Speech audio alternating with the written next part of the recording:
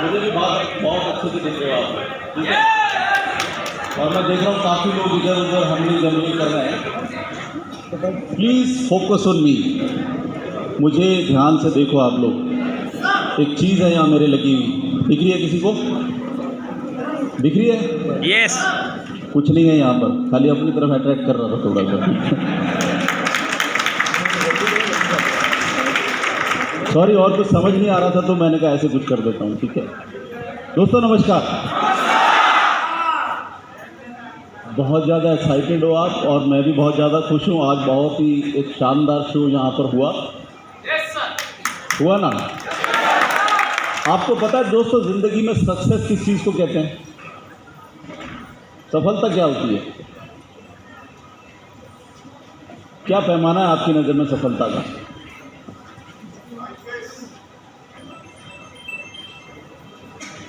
अलग अलग हो सकता है। किसी के लिए बड़ा घर बनाना सफलता हो सकती है, किसी के लिए बड़ी गाड़ी लेना सफलता हो सकती है। मेरी नज़र में सफलता का मतलब है हैप्पीनेस। यस।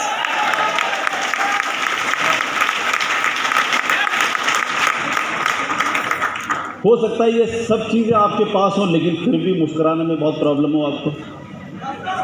होती है नहीं होती है? तो ज़िंदगी में अगर मेरे पास कोई दौलत है तो वो ये है मुस्कुराहट।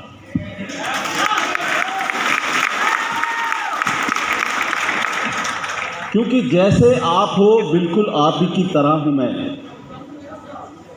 वैसा ही शख्स जिसकी कोई इज्जत मान सम्मान इस दुनिया में नहीं था, आपका है क्या?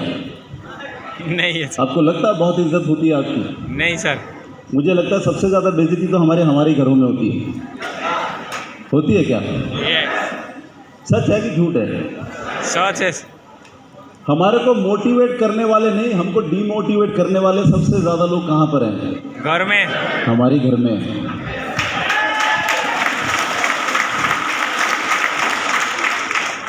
और फिर हमसे उम्मीद करते हैं कि हम दुनिया में कुछ करके दिखाएं। उम्मीद जायज़ है उनकी। तो अगर आप किसी से कुछ चाहते हो कि कोई कुछ करके दिखाए तो क्या करना होता है? हौसला बनाना पड़ता है। जब आप गलतियां करते हो, नकारियां करते हो, मिशन में किसी फेल हो जाते हो तो क्या करना होता है? हौसला बढ़ाना पड़ता है। लेकिन हमें क्या मिलता है? तू तो है ही नालायक, तेरे बस की तो है ही कुछ नहीं। हमें तो पहले ही पता था तू नुकसान करेगा। करते हैं ऐसे? नहीं करते हैं। पैसे मांगते हैं, मिल जाते हैं घर से।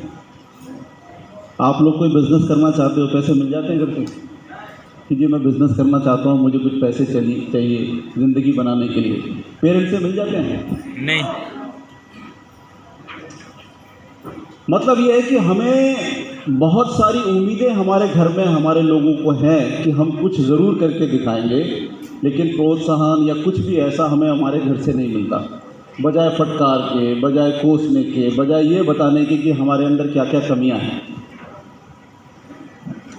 मेरे साथ तो ऐसा हुआ है, आपके साथ होता है ऐसा? एक्चुअली सबके साथ ही ऐसा होता है। लेकिन जब हम किसी से मिलते हैं, हम कहते हैं हाउ आर यू, कहता गुड। हम पूछते हैं खुश हो, वो कहता हाँ हाँ बहुत खुश हूँ। ऐसे ही मैंने किसी से पूछा एक समय पे कि यार कैसी ज़िंदगी चल रही है? कह रहा बहुत बढ़िया। मैंने कहा खुश हो? कह रहा हाँ बहुत खुश। मैंने उससे पूछा वाकई में खुश हो? उसको लगा शायद पता नहीं उसने कुछ गलत बोल दिया। ऐसे सरकास्टिक नज़रों से उसने मेरी तरफ देखी। मतलब मैंने कहा अगर खुश हो ज़िंदगी में तो वो सब कुछ मिल गया होगा जो चीज़ तुम चाहते हो। कह रहा मतलब? मैंने कहा मतलब ये कि कोई तमन्ना है जीवन की जो पूरी हो गई इसलिए खुश हो? क्या तमन्ना है? क्या तमन्नाएं होती हैं हमारी? एक अच्छी ज़िंदगी, कम से कम पॉकेट में कुछ पैसे हो, जो भी कुछ चाहे जब भी कुछ चाहे खर्च कर ले, यही तमन्ना होती है ना। हो सकता है अभी आपकी तमन्ना बड़ा घर बनाने की नहीं हो, गाड़ी बनाने की नहीं हो, लेकिन जेब में इतने पैसे तो चाहिए कि जब भी कुछ खाना चाहे, पीना चाहे, पहनना चाहे, करना चाहे तो कर ले? है क्या? नहीं है तो नहीं। फिर खुशी कहाँ से आएगी? खुशी का मतलब क्या है? सारे चीज रहना। खुशी का मतलब है ये सब चीज़ें होना, लेकिन मुश्किल ये है कि ये सब चीज़ें हमारे पास है नहीं। हम पोज करते हैं कि हम खुश हैं, लेकिन हम अंदर से जानते हैं कि हम खुशी नाम की कोई चीज़ हमारी ज़िंदगी में नहीं है। हम हर समय स्ट्रगल कर रहे हैं, लाइफ का स्ट्रगल। हम अपने लिए जीना छोड़ करके हमेशा अपने बच्चों के लिए जीना शुरू कर देते हैं। आपके पेरेंट्स भी यही गलती कर रहे होंगे, आप भी यही गलती करोगे और सब लोग यही गलती करोगे। हम 3 दोस्त थे, हमारी शादियां हुई, तीनों की इकट्ठी हुई। 1 साल के बाद, 1.5 साल के बाद सबके बच्चे हुए। मैं अपने मित्र से मिलने गया, एक मित्र जिसकी एक दुकान थी और वो दुकान चला रहा था। तो मैंने कहा, और भल्ले क्या, भल्ले साहब क्या हाल है? HS भल्ला नाम था उसका, हरजिंदर सिंह भल्ला। मैंने कहा, भल्ला भाई क्या हाल है तेरा? आपको क्या लगता है शादी के बाद बच्चा हो जाए आदमी का क्या रिएक्शन होता है? बस यार अब तो बच्चों के लिए जी रहे हैं।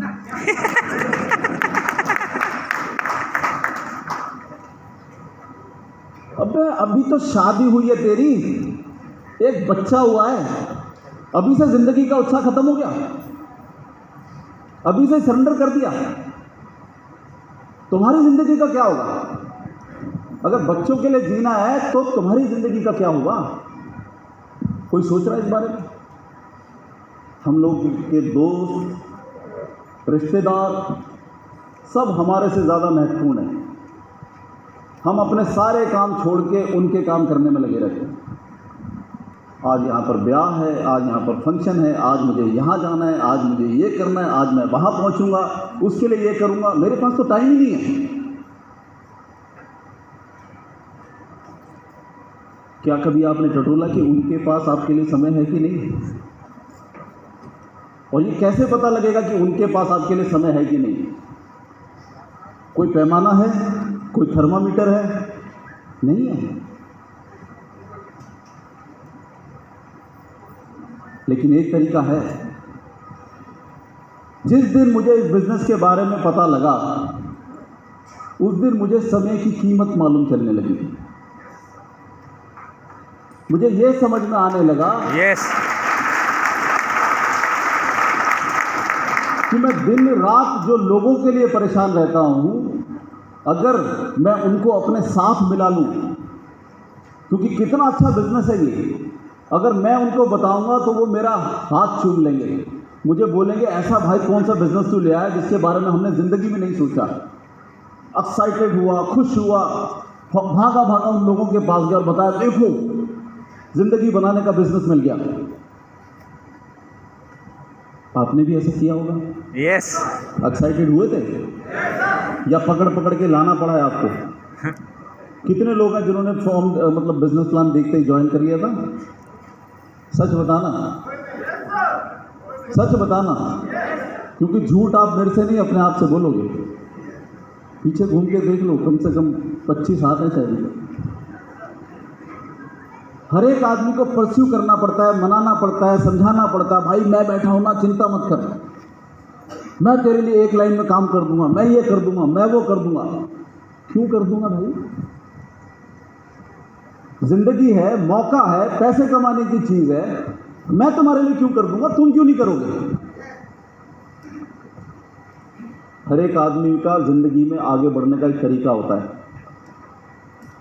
या तो आप बेग करते रहो कि मुझे कुछ दे दो, मेरे साथ आ जाओ, मेरे साथ चलो, या ये फील करो कि तुम्हारे पास कुछ है और तुमने किसी को कुछ देना है।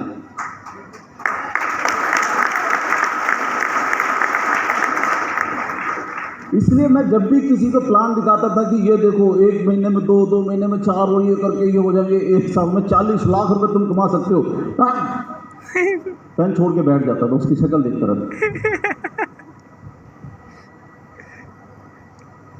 देखता था उस 40 लाख का नाम सुन के उसके मन के अंदर एक्साइटमेंट पैदा होती है नहीं होती, उसके कलेजे में धड़कन बढ़ती है नहीं बढ़ती।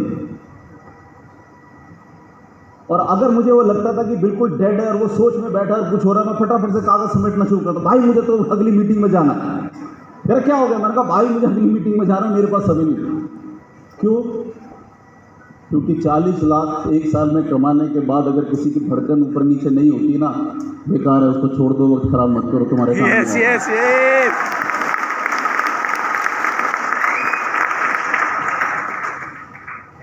अरे तू नहीं और सही, और नहीं और सही, मैंने बनाई कहावत, मैंने बोला है। किसकी कहावत है चंदू ये? गालिब की है यार।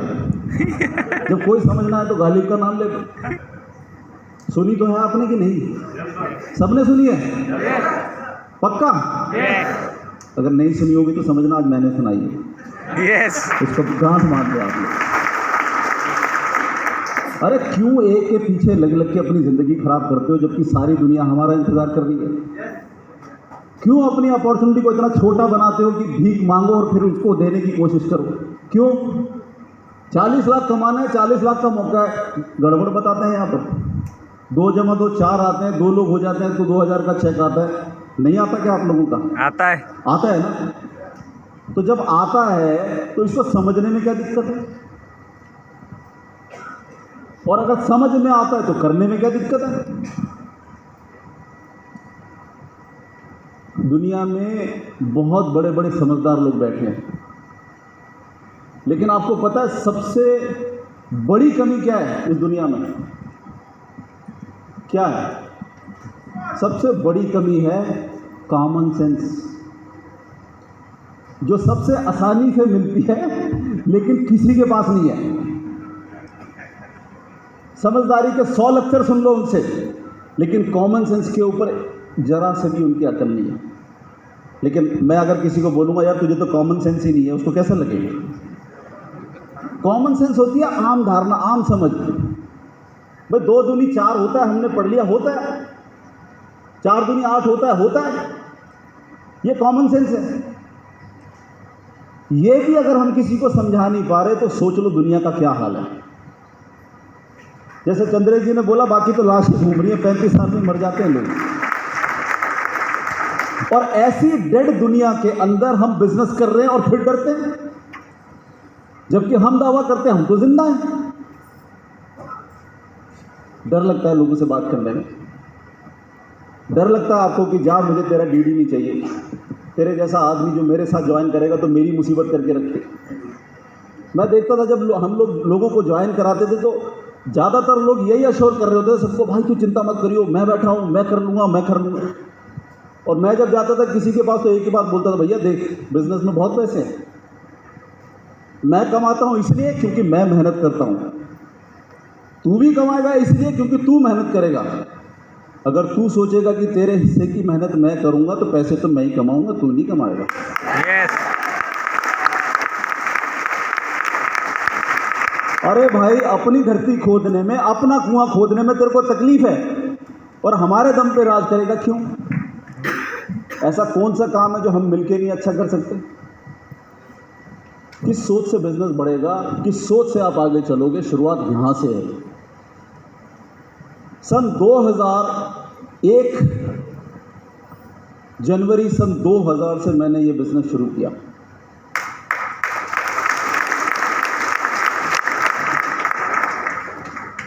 बाईस साल हो गए, 2021 चल रहा है ना, 22वां साल चल रहा है ना?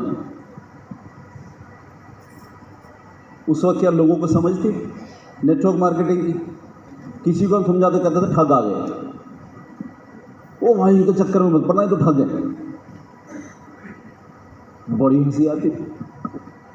भाई ठग नहीं है, ये काम है, यहाँ पर प्रोडक्ट सेलिंग है, यहाँ पर ये है, नया तरीका है बिजनेस करने का। अमेरिका में बहुत चल रहा है, यूरोप में पूरा चल रहा है, पूरी दुनिया में बहुत चल रहा है, हमें समझने की ज़रूरत है।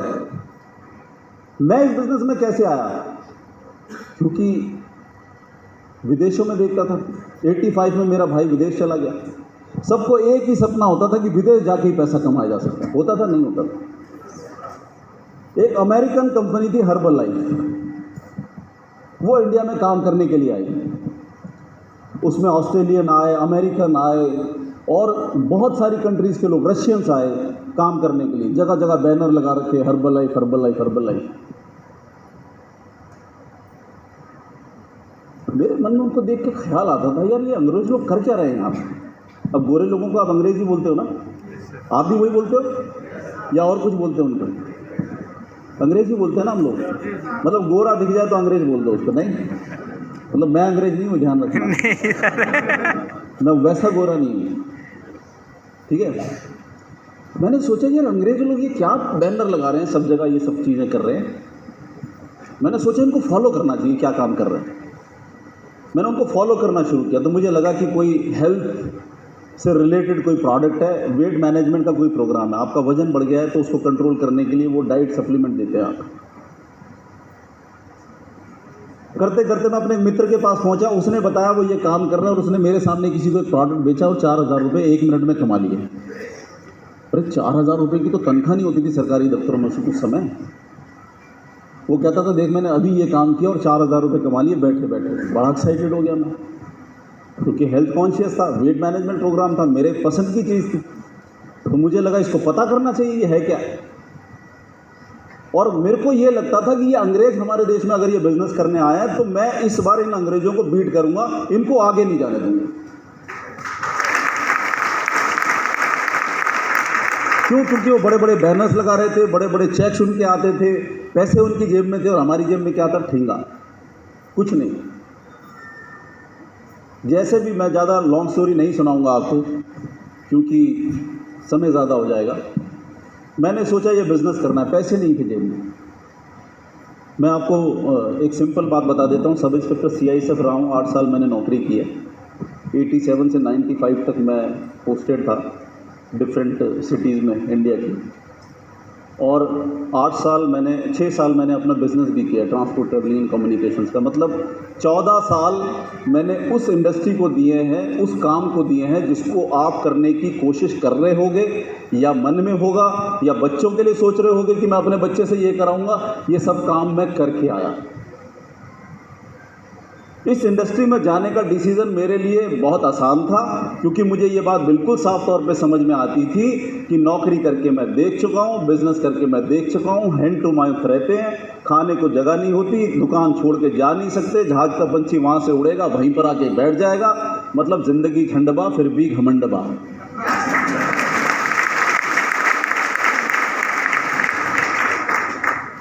जब मैं ये काम कर रहा था तो मैं किसी दोस्त से मिलने जाता था तो मेरे दोस्त दूसरे ही उसको फ़ोन कर देते थे, ओ भाई कटोच आया था तेरे पास, कोई बिज़नेस तो नहीं बताया तेरे को उसने मेंबर बनाने का, कुछ करने का? हाँ भाई आया था। अरे मत पड़िए उसके चक्कर में, तो खुद जेल जाएगा, तुम भी जाओगे। This was the helping support of my friends. क्यों? क्या हुआ? अबे उसका तो दिमाग खराब हो गया, सरकारी नौकरी छोड़ के आ गया, अच्छा भला धंधा कर रहा था अपना, वो भी छोड़ के इन कामों में लग गया। समझ में आ रही थी कि भाई जो मुझे दिख रहा है वो इनको क्यों नहीं दिख रहा। अब सवाल तो ये है कि जो आपको दिख रहा है वो बाहर लोगों को क्यों नहीं दिख रहा? आपको दिख रहा है? यस। आपकी जिंदगी बेहतर हो सकती है? यस। फिर बाहर लोगों को क्यों नहीं दिख रहा? आप अंदर क्यों और वो बाहर क्यों है? मैं भगवान के सामने खड़ा होकर पूछता था ये दुनिया क्या है? इनके पास कॉमन सेंस भी नहीं है क्या? एक अच्छा खासा सा बिजनेस है? मैं ग्रेजुएट हूँ, ठीक है, 8 साल बिजनेस करके आया हूँ, नौकरी में आउटस्टैंडिंग लेवल पे था। हर अफसर मेरे पे डिपेंडेंट था कि भाई संजय है तो कोई चिंता की बात नहीं है। चने के झाड़ पे चढ़ाते थे, हमारे को बड़ी मुश्किल आ गई, संजय तू ही एक स्मार्ट अफसर है हमारी यूनिट में, और मैं भी चढ़ जाता था। अब स्मार्ट बोल रहे हैं, क्यों नहीं चढ़ेंगे भाई, चढ़ाओ। वो चने के झाड़ पे चढ़ाते थे, मैं चढ़ जाता। उनका मकसद था मेरे से काम निकालना और मेरा मकसद था हर चैलेंज को एक्सेप्ट करना। फर्क है। मैं ये मान के चलता था दुनिया में कोई ऐसा काम नहीं है जो मैं नहीं कर सकता। वो मुझे चने के झाड़ पे चढ़ाते थे, जीरो भी मालूम नहीं होता था मुझे उस काम का, जो काम मुझे सौंपते थे, लेकिन मैं करके लाता था। मैं बड़े फख्र से बताता हूं कि ऑफिस में जितनी भी सीट थी सबके काम मैं कर सकता था, क्योंकि जो भी छुट्टी पे गया मुझे बिठा देते थे। कटोच है ना, कर लेगा, हमारी यूनिट का स्मार्टेस्ट ऑफिसर। मुझे बुलाते थे, hello young man, you are the smartest officer of this unit, so ये करना है, कर लेगा? हाँ जी सर कर लेंगे। कुछ चाहिए? मैं कहता हाँ 2 कांस्टेबल दे दो। मेरी पसंद के स्टाफ मुझे मिल जाया करता था और मैं बड़े स्मार्टली उस काम को करता था।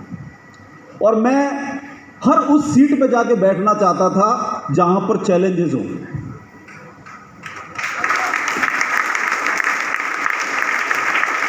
क्योंकि मैं देखना चाहता था दुनिया का ऐसा कौन सा काम है जिसको मैं नहीं कर सकता।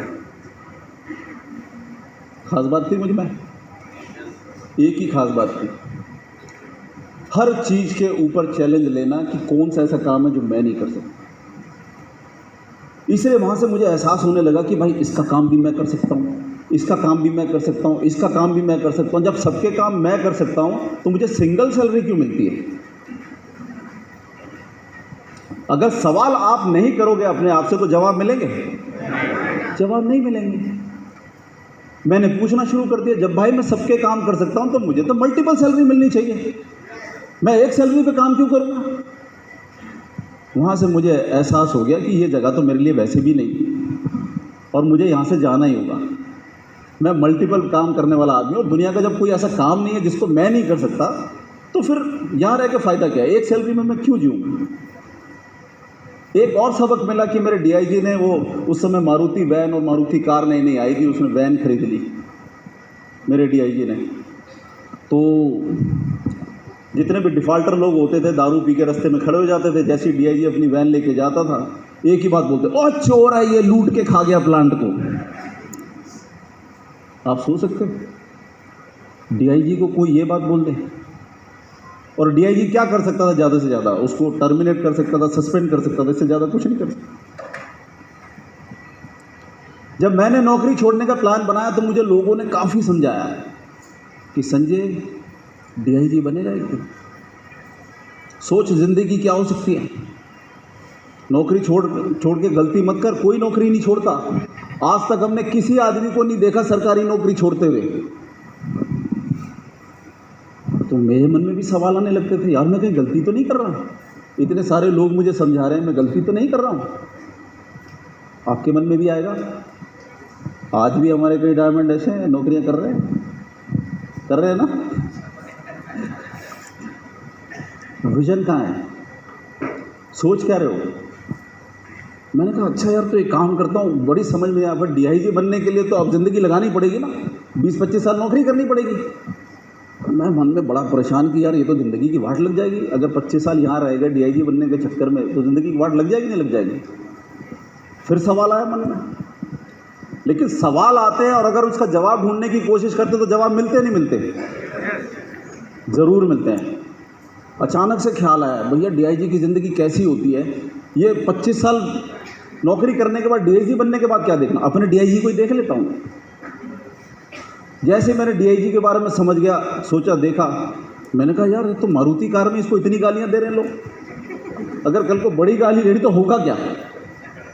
आप सोचो एक अच्छी शर्ट भी पहन लो तो लोग गालियाँ देने लगते थे, ये बड़ा माल दबा रहा है, इसके पास पैसा कहाँ से आ रहा है? तो समझ में आ गई कि भैया ये जगह नहीं है, यहाँ ज़िंदगी की झंड हो जाएगी, निकलना चाहिए। मेरे डीआईजी ने कभी मेरा रेजिग्नेशन एक्सेप्ट ही नहीं किया, क्योंकि उसको लगता था ये यंग है और इसका दिमाग चलता नहीं, इसको पता नहीं लगता क्या कर रहा है।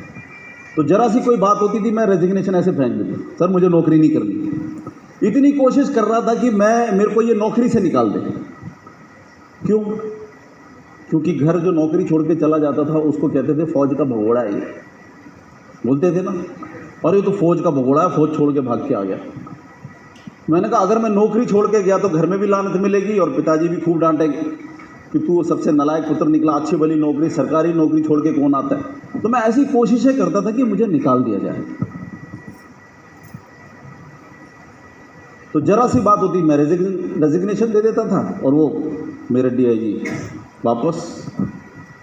तो एक दिन उसने मुझे प्यार से बिठाया कि तू मेरी यूनिट का स्मार्टेस्ट ऑफिसर है और तू ऐसी गलती क्यों कर रहा है? तुझे पता नहीं है नौकरी कितनी मुश्किल से मिलती है। तू मेरे घर में कभी सुबह आना 7 बजे करीब, देखना कितनी लंबी लाइन है, जो लोग नौकरियों के लिए मेरे घर के बाहर खड़े होते हैं। तो नौकरी को इतनी आसानी से मत ले, ये मिलती नहीं। जिस दिन मेरे डीआईजी साहब ने मुझे ये बोला कि नौकरियां आसानी से नहीं मिलती हैं और मेरे घर के बाहर बहुत लंबी लाइनें लग रही हैं, तो मैंने और भी इरादा पक्का कर लिया कि अब तो नौकरी छोड़ना मेरे लिए बहुत ज़रूरी हो गया।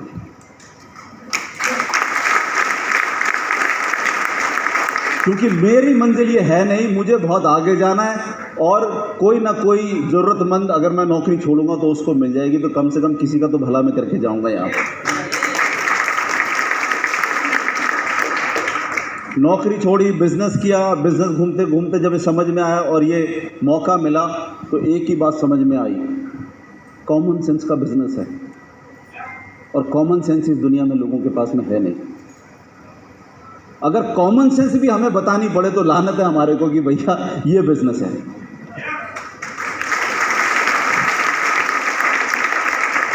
अब अगर मुझे 22 साल हो रहे हैं और चंद्रेश जी को 18 साल हो रहे हैं, तुषार जी को भी 16, 17, 2002 के बाद 18 साल हो गए।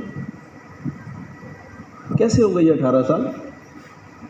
आप सोच रहे हो कि यार इतना लंबा बिजनेस कैसे चल सकता है, जहाँ पर हर दोस्त घर से बाहर निकलने के बाद मजाक उड़ाना चाहता, आ भाई आज फिर निकल गया, वापस आते वक्त अरे आज कोई फंसा कि नहीं फंसा, थोड़े दिन बाद अरे वो बिजनेस वही है कि बदल लिया, अभी तक वही चल रहा है।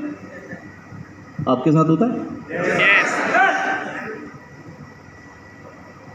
यानी 20-22 साल पहले जो मेरे साथ में हो रहा था आज कुछ बदला है? क्या लगता है अगले 20 साल बाद बदलेगा?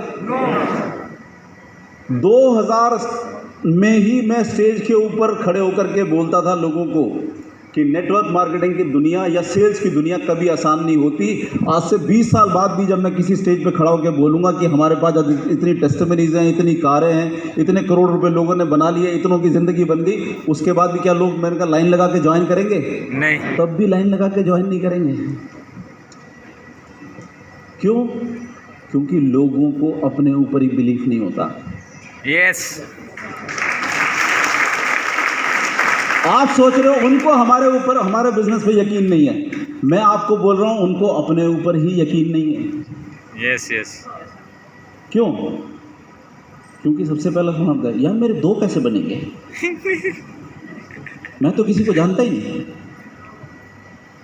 सवाल आता है नहीं आता है? अरे कुछ चीजें करनी नहीं होती, होती हैं लाइफ में। आप सोच रहे हो मुझे करना पड़ेगा, मैं कहता हूं होता है सब कुछ अपने आप। सफ़र में तो होना चाहिए। मेरे से किसी ने पूछा, मैंने कहा आपकी शादी हो गई? कह रहे हाँ शादी हो गई। मैंने कहा बच्चे हुए? कह रहा हाँ जी बच्चे भी। मैं कितने? कह रहे 2। मैंने करने पड़े या हो गए?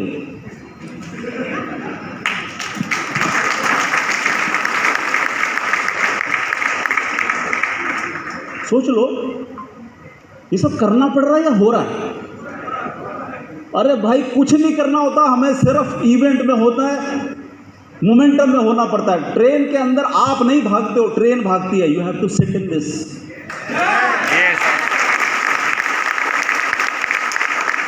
अब इतनी कॉमन सेंस में 22 सालों से लोगों को समझा रहा हूं कि समझ में आ गई।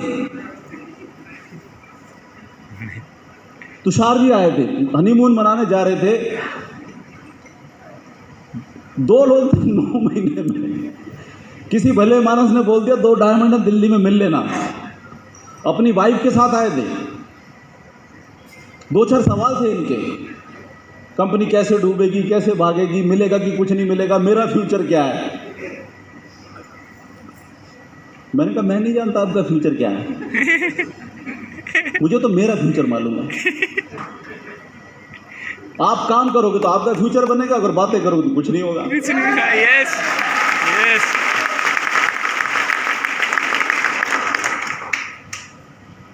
नहीं कंपनी बंद हो गई तो क्या? मैंने कहा कंपनी कैसे बंद होती है? तुषार जी के सवाल थे ये, आपके भी होंगे। सन 2002 में इनके सवाल थे, यार कंपनी बंद होगी तो? मैंने कहा कंपनी कैसे बंद होती है? सर नहीं कंपनी भाग गई तो? मैंने कहा कंपनी कैसे भागती है? आपने देखा कोई भाग रही है? मतलब लॉजिक समझते हैं ना क्या है भाई। रोड से निकली वो, ये वाली फलानी कंपनी भाग रही है, यहाँ से निकली, अब यहीं से भाई साहब पुलिस आई थी, वो भाग रही है इनके पीछे। अरे कोई कंपनी नहीं भाग रही है, कंपनियां बंद हो जाती हैं, भागती नहीं है। वर्ड ठीक करो, ठीक है? ये कॉमन सेंस है। इसको मुझे बताने की जरूरत नहीं होती, समझना चाहिए आपको। कंपनी कैसे बंद होती है? नहीं सर, कंपनी की मर्जी, आज पैसे कमा लिए फिर बंद कर दिए। मैंने कहा कहावत सुनी है कि एक व्यापारी को सोने की मुर्गी अंडा देती थी, है ना, रोज एक अंडा देती। उसने कहा इसकी मुंडी गाड़ देता हूँ और सारे अंडे एक ही में ले लेता हूँ। आपने सुनी है वो कहानी? मैं पहली बार तो नहीं सुना रहा ना, इसका मतलब मेरी बनाई हुई स्टोरी नहीं है ये।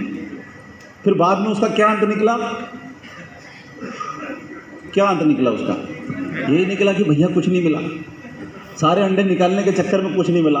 मैंने कहा हमारी मुर्गी भी हमारी कंपनी है, इसको रोज़ एक सोने का अंडा मिलता है क्योंकि हम सेल्स करते हैं, क्योंकि हमारी सेल से कंपनी का प्रोडक्ट बिकता है। कंपनी का प्रोडक्ट बिकने से कंपनी का प्रॉफिट जनरेट होता है, प्रॉफिट जनरेट होने से कंपनी का कमीशन बढ़ता है, कमीशन में जो हमारा हिस्सा होता है हमें मिलता है। जब कंपनी को कंपनी का हिस्सा मिलता है, हमारे को हमारा हिस्सा मिलता है, तो कंपनी क्यों भागेगी भाई?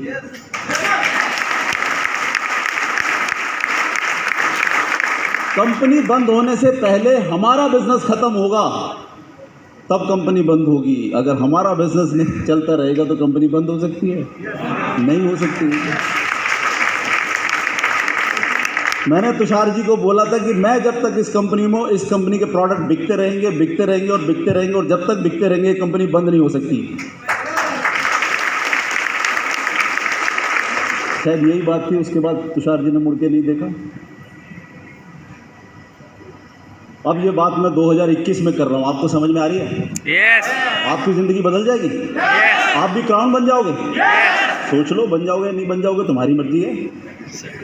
कल को जा करके शटर उठा लेना दुकान का, भैया मेरी तो दुकान ही ठीक है, रोज़ साफ़ करना, कभी इसको साफ़ करना, कभी वहाँ साफ़ करना, फिर भगवान का एक खट्टा सा बना लेना, वहाँ पर डेली धुआं टिक्का करना, हे प्रभु आज ग्राहक भेज देना। ऐसे ही तो करोगे ना। अच्छा मुझे एक बात बताओ, अगर आप चवन्नी रुपया 10-10 रुपया करके कमाते हो, कभी एक साथ 100 रुपये खर्च कर सकते हो क्या? नहीं सर, नहीं। 100 रुपया करके कमाओगे, कभी 1000 रुपये 5000 रुपये एक साथ खर्च कर पाओगे क्या? नहीं सर। तो आपकी हिम्मत ही नहीं होगी। आपको ये समझ में आ जाएगा कि मैंने पूरे दिन सवेरे से 7 बजे से लेकर के रात को 10 बजे तक बैठ करके मुश्किल से 500-700 रुपये कमाए, और मैं एक चीज़ के लिए 500-700 रुपये खर्च नहीं कर सकता। आपकी हिम्मत ही नहीं होगी। लेकिन खर्च करना नहीं चाहते क्या? चाहते हैं। पैसा तो सब चाहते हैं, बहुत पैसा चाहते हैं, हीरो बनना चाहते हैं। पैसा क्यों कमाता है आदमी? समाज में प्रतिष्ठा पाने के लिए, अपनी ज़रूरतों को अपनी इच्छा अनुसार पूरा करने के लिए। क्योंकि जब भी हम किसी चीज़ के पास में जाते हैं, यार ये चीज़ बहुत अच्छी है, पूछते हैं ना कितने की है भैया, कितने की है? तो बोलो नहीं अरे तो बहुत महंगी, ये नहीं लेनी।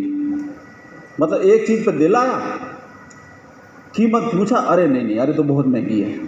अरे महंगी नहीं है भाई, तुम्हारी जेब छोटी है। इस दुनिया में अमीरों के लिए कुछ महंगा नहीं होता, महंगा सिर्फ गरीब आदमी के लिए और छोटी सोच के लिए। हमें तो नहीं लगता दुनिया में कुछ भी महंगा। जब चाहो, जो चाहो, जैसे चाहो खरीद